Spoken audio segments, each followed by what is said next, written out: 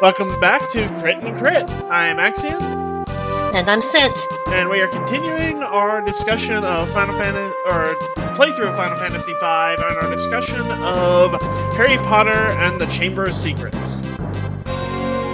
Yep, last time we talked about the role that social class tends to play in terms of character dynamics, primarily looking at the Weasleys and the Malfoys through this, which moves us on to the next focal point of power dynamics, the role of racism, or as it stands in terms of the wizarding world, blood purity.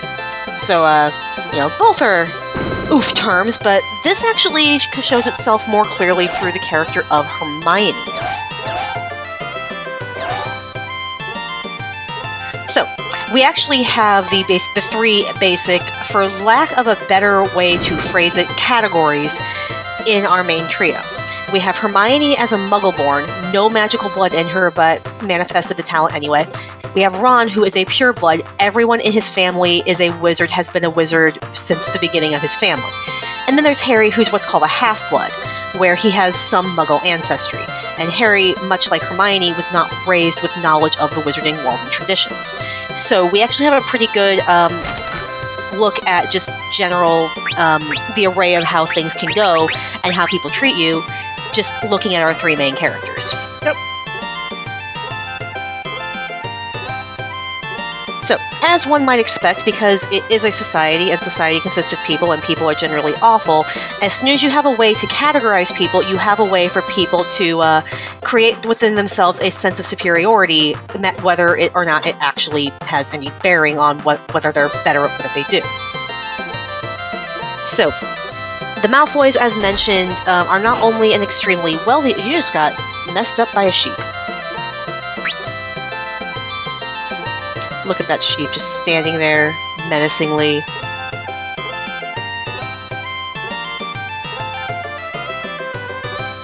Yay! Anyway. Got a skill. Is the skill getting messed up by a ram? Sort of. Anyway, we have in the Malfoys an example of not only the upper crust in terms of finance, but they are themselves an old family, one of the very well-known pureblood families, which probably means they trace some ancestry back to a shared distant great-grandparent with the Weasleys. But I don't think most of the purebloods like to talk about that, considering a lot of those families literally cannot stand each other and will look for any excuse to avoid each other as much as they can. So, but they tend to combine the worst of these two traits. It is through Malfoy that we actually get the first example of what most of the other characters, Harry and Hermione aside, because they have never heard it before, regard as the worst slur that can be used against a fellow wizard, which is when Malfoy calls Hermione a mudblood.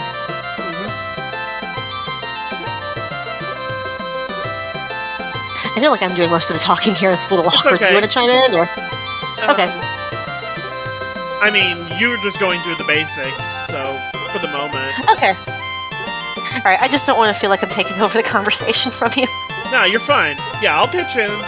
It's just kind of at the moment we're just going through the details. Right. So, basically, right after Hermione makes a comment about Malfoy buying his way into the Quidditch team, he basically just tells her opinion doesn't matter and calls her a filthy mudblood, which prompts Ron to outright magically assault him. Or attempt to, because this is with the incident of the broken wand, and Ron basically hurts himself in his confusion. Right. And they take him to Hagrid's house to recover, where they tell him what happened, and there it's explained what that means. As it's probably pretty self-explanatory, mudblood means dirty blood. And yeah.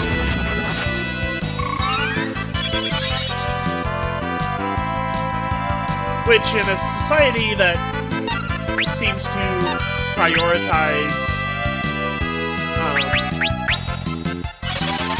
or at least the parts of society that Malfoy is more or less speaking for, that has a thing for blood purity, that's a major slur.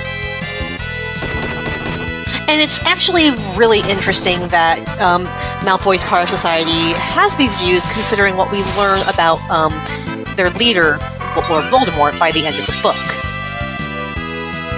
Recall that Tom Riddle, as shown in the Memories of the Diary, was spending most of his summers outside of Hogwarts in a Muggle orphanage, meaning that Tom Riddle, who would become Voldemort, was a half-blood or a straight-up Muggle-born. I don't remember if it's revealed in this book or if we find those details out later, because there's a lot of things that kind of run together. Right. But Voldemort, the modern champion of blood purity and wizard superiority to Muggles, was himself Muggle-blooded. I do not think this detail was shared with most of his followers. Probably not, but as I think Ron points out at some point in the story, that even the pureblood families are super rare just because there's just not enough wizards for everyone to be purebloods. Because, well, to be blunt, like I just said, there's not enough people. Yep, the wizarding community is really insular and very, very small, so it's, well, if you didn't have muggles to help you out with that, you would not have a wizarding community for very long. This honestly does have a lot of real-world parallels, that I really don't want to turn this into a politics conversation, but that does happen a lot in terms of people talking about, like, you don't have enough of a population to sustain various industries. You have to get that increased population from somewhere, and there are only two ways to increase your population: have more kids or have people move in. So one of those is going to take about 20 years for that investment to pay off. The other, you can get your solution much more quickly. So just in terms of a sheer time-lapse perspective, well, there's your argument about the whole pureblood Muggle-born thing. Yeah, so I can understand to some degree why maybe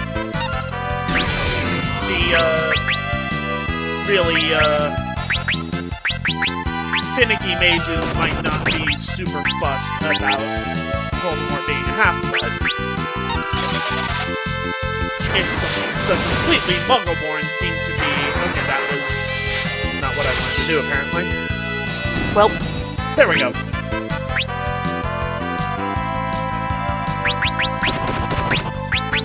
Yeah, some you could probably see making the case that it's not that big a deal, but from what you hear from the purebloods that we've met, which is just to say the Malfoys, who are very, very vocal about it, to the point where, like, over the summer, when Harry spies on them in Nocturne Alley on accident, Lucius makes a comment that Draco might only be fit for a criminal lifestyle if his grades don't improve. Then when Malfoy protests that, well, what was I supposed to do, that Granger girl? I would have thought that you would have been ashamed to be beaten in every subject by a girl with no wizarding blood. So, to the point where, like, the Malfoys prize their bloodline so much that Lucius uses it as an insult and proof that Malfoy isn't worth it because he let a Muggle-born beat him in something. Right. But I think that's, even among the more cruel or evil or racist wizards, even that seems to be an extreme position. Voldemort himself is obviously... Oh, hi! I did not expect to run into him this quickly. Voldemort himself... Voldemort is Rama. Voldemort himself is obviously half-blooded. He is,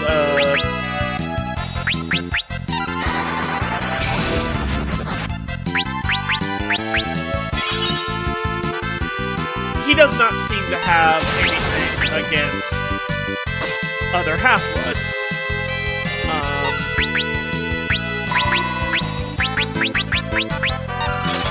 Nor do most of the other,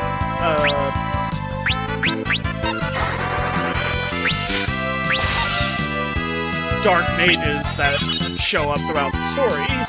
They seem to reserve almost all of their ire completely for Muggles and Muggle-borns. Yeah, I think it's just the case of first you take out this group, and then you have to keep narrowing your focus to make yourself feel superior, probably. Also, 100%. I have to ask this. Were you shocked when this character showed up? Oh my word. I knew I was going to run into him, I just didn't expect it to happen so fast. I came here for the express purpose of finding him. I wonder if I can hit him with this. Nope, missed. Well, yeah, you have to wait till book 4 for us to talk about the Dark Spark. I will continue punning as long as I can. I know you will.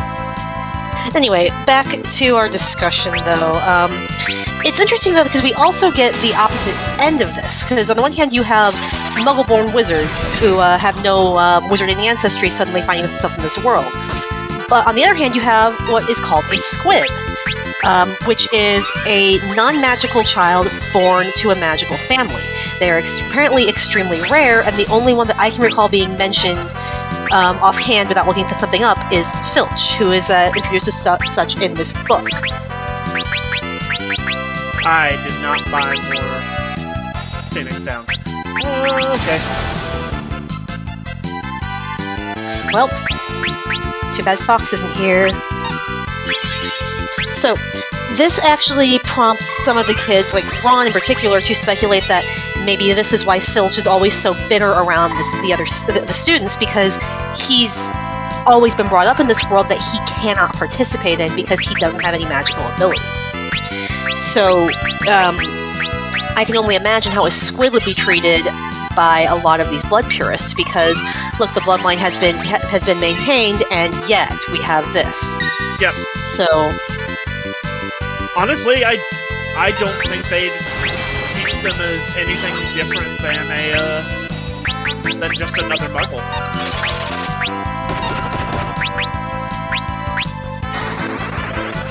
Possibly.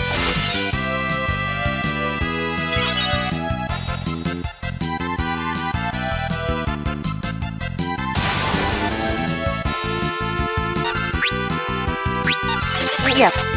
This also leads to the targets of attacks from the diary. We meet several new Muggle-born characters in this book, or half-bloods at the very least, who we had met in the first book. So you have first years like Colin, who immediately takes up a hero worship stance against Harry, probably because you're learning about the world, and one of the first things you hear about is the name Harry Potter, and oh hey, he's only a year ahead of you in school. I want to hang out with him because this sounds cool. Because, you're 11. That makes sense to him. And then you hit some of the Hufflepuffs, like we hear about Justin Finch-Fletchley, we get to hear about Ravenclaw Prefect Penelope, who is Percy's girlfriend and one of the ones who's also attacked. So the first attack is Mrs. Norris, who Filch believes was done as a proxy attack on himself, which would track with what we just mentioned about squibs, as far as like an extreme pureblood would see things. Then Colin is attacked, Justin is attacked, Hermione and Penelope are attacked. And this leads a lot of people at first to believe that Harry is behind the attacks because of the parcel tongue incident, up until Hermione gets attacked because she's his best friend and people knew that would clear his name right there. Harry initially suspects Malfoy because, let's be real, Malfoy makes himself a pretty obvious suspect, but in fairness, Harry suspects Malfoy of everything. I'm pretty sure if memes were more widespread back when Harry Potter was set and the wizards had internet, Harry would absolutely have made that Yoshi meme about tax fraud with Malfoy's face on it. So, Harry is not without his own biases in this regard. Yep. But we eventually learn that the attacker is actually Voldemort, acting through his old diary and puppeteering Ginny Weasley, who had the bad luck of picking up the diary and writing in it, not knowing what she was getting herself into. So it forwards Voldemort's agenda, as we've seen before, of just being a terror to Muggles and trying to further the interests of Salazar Slytherin, from whom he is descended. Right.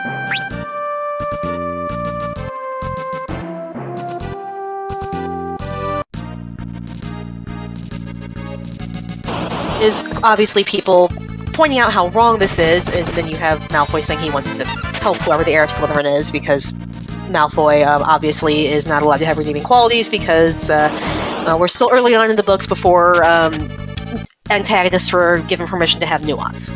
Yep. And, well, Malfoy's just that kind of kid, which, if you've met his dad, is completely unsurprising. Pardon me.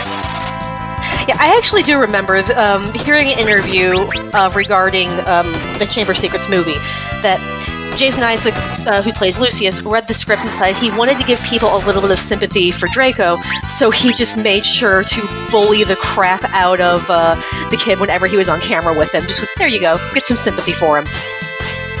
Not a lot, mind, because Malfoy is still Malfoy, but yeah.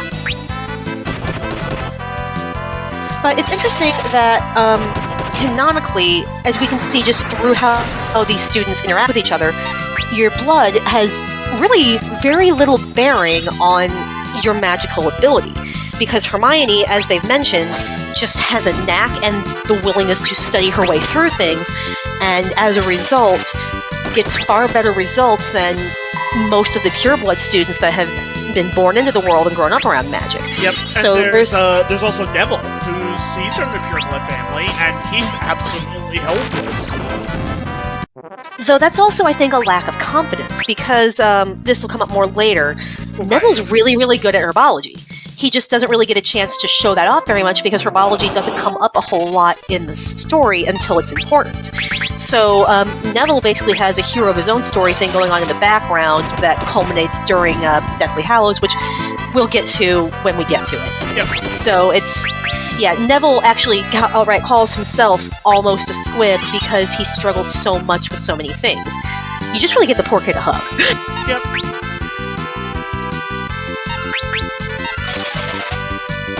And then you have Harry, who's trying to navigate the entire situation with no background on it, mixed blood of his own, though he's kind of mixed up in it because of, you know, the parcel tongue thing make people suspect he's the heir of Slytherin.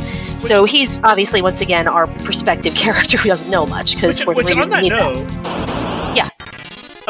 Since they never really talk beyond pureblood, half-blood, or Muggleborn, Harry is technically a pureblood, because yes, his mother was a half-blood, but she was still a witch. And See, it's always been said when I've looked into this, because I think this gets brought up later, that Harry is a half-blood in the same way that, like, D&D rules for half-elves. If you do not have pure elven ancestry all the way back, you don't have full elven blood. You are not pure elf, you are a half-elf. Right. Yeah, it's never really defined in the stories. It's just a thing that is mentioned. There's purebloods, there's half-bloods, and there's Muggleborns. Well, yeah, I think it doesn't get fully defined because it's one of those consider the audience things. I don't think many 12-year-olds are going to read a book called Harry Potter and the Sociological Ramifications. I probably wouldn't have at the time, but I might now. That said, I have absolutely tried to trick myself into doing homework by writing Harry Potter and the on top of whatever dry paper I didn't want to get done with. I think a lot of us have done that. I haven't, but it might be something that I use now for work.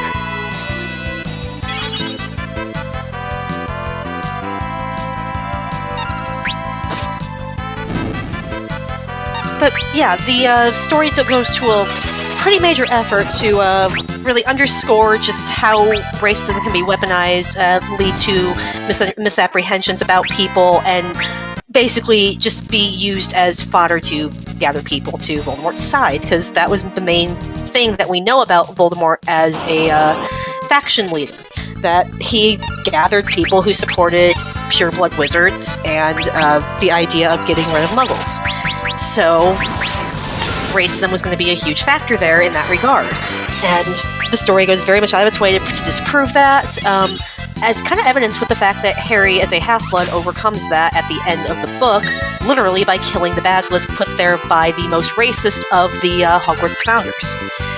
So, yeah, And we mentioned before the optics of the Malfoys giving the diary to Ginny to basically set her up as the patsy if they knew what it was, or just to have her caught with one of Voldemort's artifacts. Either way, to make Arthur Weasley, one of the pureblood wizards who is a champion for Muggle rights and protection, look bad. So it can absolutely be used as a weapon, and Rowling was kind enough to put that in for kids to pick up on in the story if they did choose to read so deeply into it. Which I don't know if they did it or not, because I remember, like, at the time I was just like, ooh, Snape. Because, you know, kids.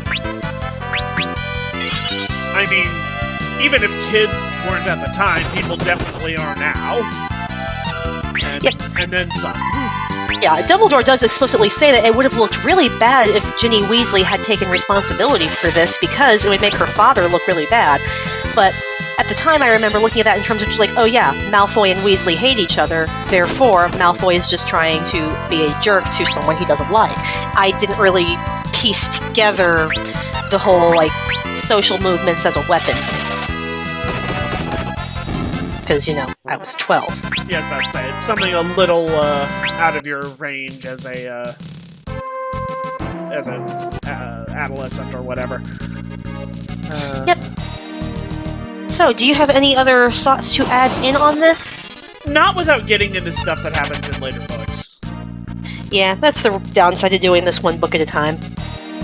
Yep. On the other hand, it does give us a little bit more room to reflect on things and fodder to bring up later, so... Yep. And a chance to figure out where in the world I'm supposed to go now that I got Rama. Disney World! Disney World! All hail. All hail. See y'all next time. Bye!